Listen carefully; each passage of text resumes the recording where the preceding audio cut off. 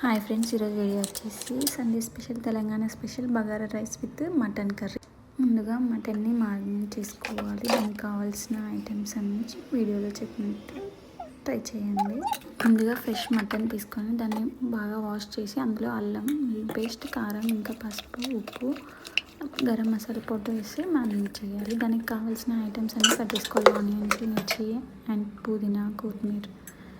ముందుగా ప్యాన్ తీసుకొని అందులోకి మసాలా వేసి మిర్చి బాగా ఫ్రై చేసుకోవాలి. ఫ్రై అయిన తర్వాత ఆనియన్స్ వేసి ఫ్రై చేసుకోవాలి. ఇంకా టర్మరిక్ పౌడర్ అండ్ మనం మారినేట్ చేసిన మటన్ వేసుకొని కలపాలి. కొద్దిసేపు వదిలేస్తే అది బాయిల్ అయిపోతుంది. ఇంతలో మనం బగారా రైస్ రెసిపీ చూద్దాం.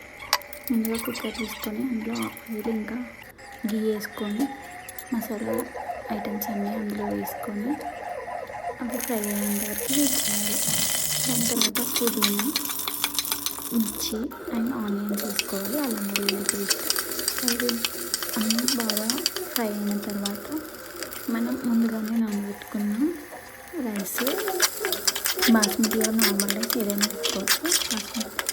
నేనైతే బాస్మతితో చేసాను.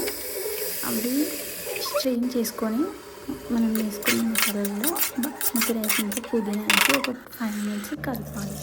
దాని తర్వాత ఒక కప్పుకి 1.2 కప్పు వాటర్ వేసి 2 విజిల్స్ వచ్చేదాకా పెట్టాలి. బగారా రైస్ రెడీ అయిపోతుంది.